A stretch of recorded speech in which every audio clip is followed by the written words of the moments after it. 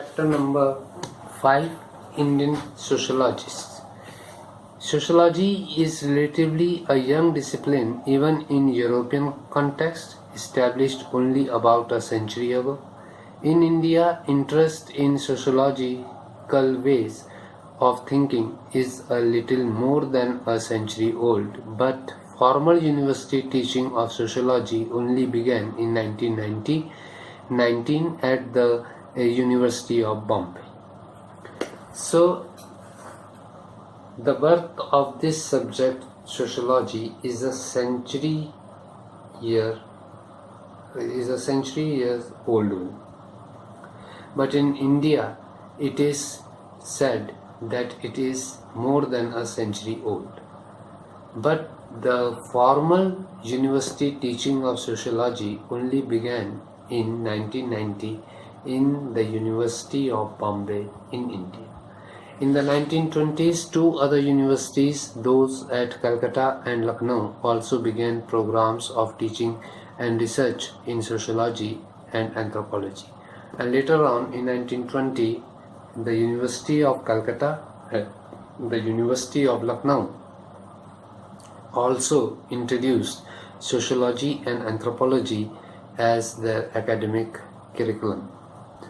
Today, every major university has a department of sociology, social anthropology, and more often, more than one of these disciplines is represented.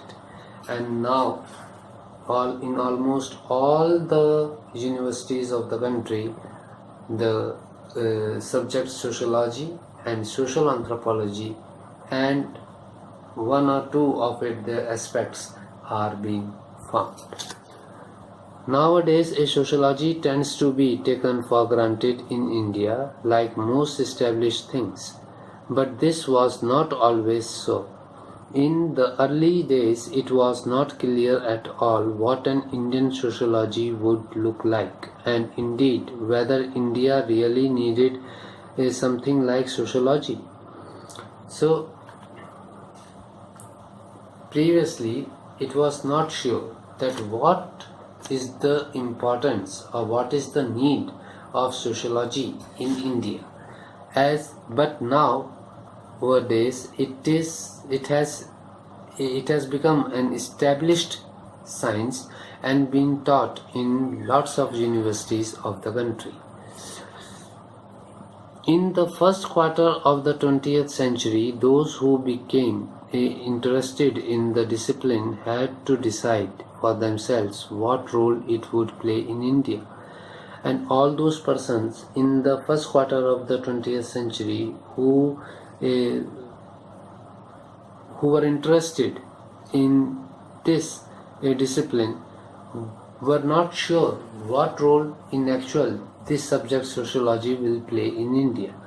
The specificity of the Indian context raised many questions. First of all, if Western sociology emerged as an attempt to make sense of modernity, what would be its role?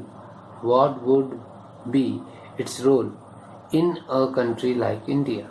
The first question that arose when there was a need felt of sociology, that in the Western countries, sociology helped in the modernization of the society.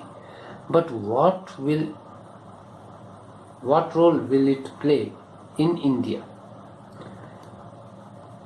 India too was of course experiencing the changes brought about by modernity, but with an important difference. It was a colony. India was also modernizing, but that modernization was on account of its colonial impact.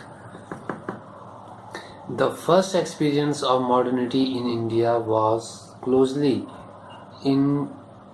intertwined with the experience of colonial subjugation. Secondly, if social anthropology in the West arose out of the curiosity felt by European society about which was an ancient and advanced civilization, but which was which also had primitive societies within it. So the second question that arose is, if social anthropology in the West arose out of the curiosity felt by European society, then what will happen to it in India, which is having primitive cultures and which itself is an ancient and advanced civilization, but which also had primitive societies within it? Finally, what useful role could sociology have in a sovereign independent India, a nation about to begin its adventure with planned development and democracy? And the third question that arose was that what role will sociology play in India's planned development and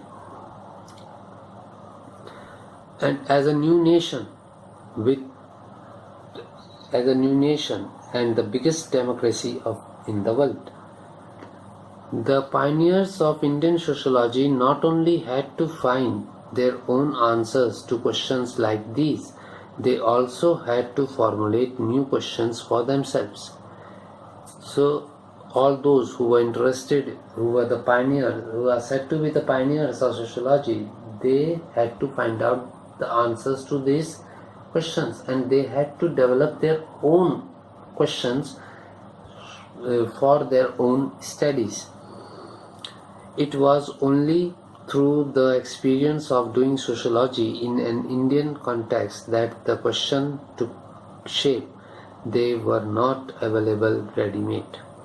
And while practicing this subject and by doing research in this on different social aspects, different questions came into the minds of the pioneers of sociologists.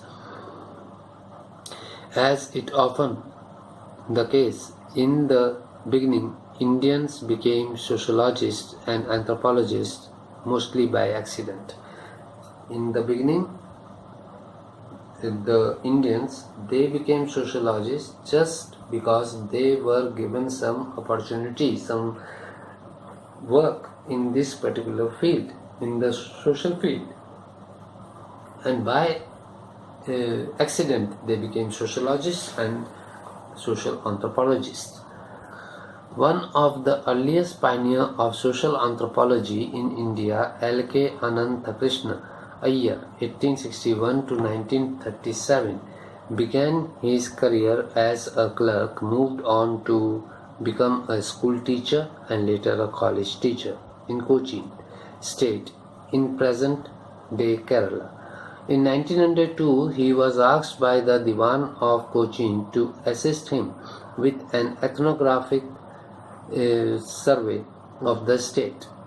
Ananthakrishna Iyer was the first self-taught anthropologist to receive national and international recognition as a scholar and an academician.